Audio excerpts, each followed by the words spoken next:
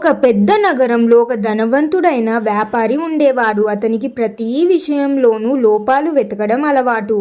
ఏది చూసినా అతనికి నచ్చేది కాదు. ముఖ్యంగా అతనికి కళ్ళు తరచూ మండుతుండేవి. దానితో అతడికి చిరాకు వచ్చేది. చాలామంది డాక్టర్లను సంప్రదించాడు, కానీ ఎవరి వల్ల తగ్గలేదు. చివరకు ఒక సాధువు దగ్గరికి వెళ్ళాడు. ఆ సాధువు వ్యాపారిని పరీక్షించి, నీకొక వింత వ్యాధి ఉంది. నీ కళ్ళు కేవలం పచ్చ రంగును మాత్రమే చూడాలి. వేరే ఏ రంగును చూసినా నీ కళ్ళు మండుతాయి. కాబట్టి ఎప్పుడు పచ్చగా ఉన్నదానినే ఎక్కువగా చూస్తూ ఉండు అని సలహా ఇచ్చాడు. దాంతో వ్యాపారి వెంటనే ఇంటికి వెళ్ళి వేల లీటర్ల పచ్చరంగు పెయింట్ను కొన్నాడు. తన ఇల్లు, కారు, రోడ్డు, చివరకు తన పని మనుషుల బట్టలు కూడా పచ్చరంగులోకి మార్పించేశాడు. ఎక్కడ చూసినా పచ్చరంగు ఉండేలా లక్షల రూపాయలు ఖర్చు చేశాడు. ఈ రోజుల తర్వాత ఆ సాధువు మళ్ళీ వ్యాపారిని చూడడానికి వచ్చాడు. వ్యాపారి మనుషులు సాధువు మీద కూడా పచ్చరంగు పోయబోయారు.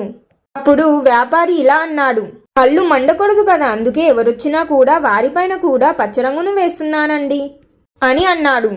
అప్పుడు సాధువు నవ్వి ఇలా అన్నాడు వ్యాపారితో, నాయనా, ఈ ప్రపంచం మొత్తానికి పచ్చరంగు పూయడం సాధ్యం కాదు. దానికి బదులు నువ్వు కేవలం ఒక పచ్చరంగు కళ్ళజోడు కొనుక్కొని పెట్టుకుంటే సరిపోయేది కదా.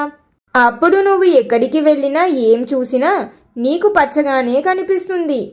ఈ డబ్బులు మిగిలేవి. వీటన్నిటిని మార్చాల్సిన అవసరం ఉండేది కాదు కదా. కావున నిన్ను నువ్వు ఎలా మార్చుకోవాలి అని ఆలోచించు. ముందు ప్రపంచాన్ని మార్చాలి అని అనుకోకు. నువ్వు చూసే విధానాన్ని బట్టే ప్రపంచం ఎలా ఉంది అనేది కనిపిస్తుంది. నువ్వు అంతా మంచిగా చూస్తే అంతా మంచిగానే కనిపిస్తుంది. నేను నిన్ను మార్చుకోమంటే నువ్వు ప్రపంచాన్నే మార్చాలనుకున్నావు. అది అసాధ్యం కదా అని అన్నాడు ఆ సాధువు.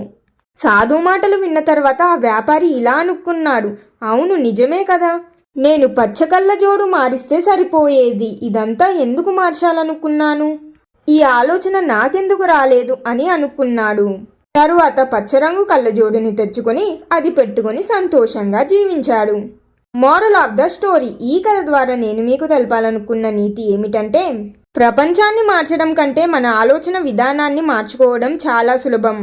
మనం చూసే చూపు మారితే ప్రపంచం మొత్తం మనకు ఆనందంగా, సంతోషంగా, ఎంతో ఉత్సాహంగా, అనుకూలంగా కనిపిస్తుంది.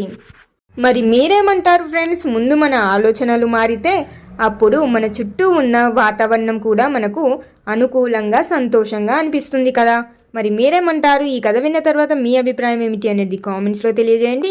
కథ నచ్చితే లైక్ చేయండి. మీ ఫ్యామిలీ అండ్ ఫ్రెండ్స్ తోటి కూడా షేర్ చేయండి. ఇంకెన్నో మంచి కథల కోసం ఇప్పుడే మన ఛానల్ని సబ్స్క్రైబ్ చేయండి. ఒక మంచి కథతో మళ్ళీ కలుద్దాం. ధన్యవాదాలు.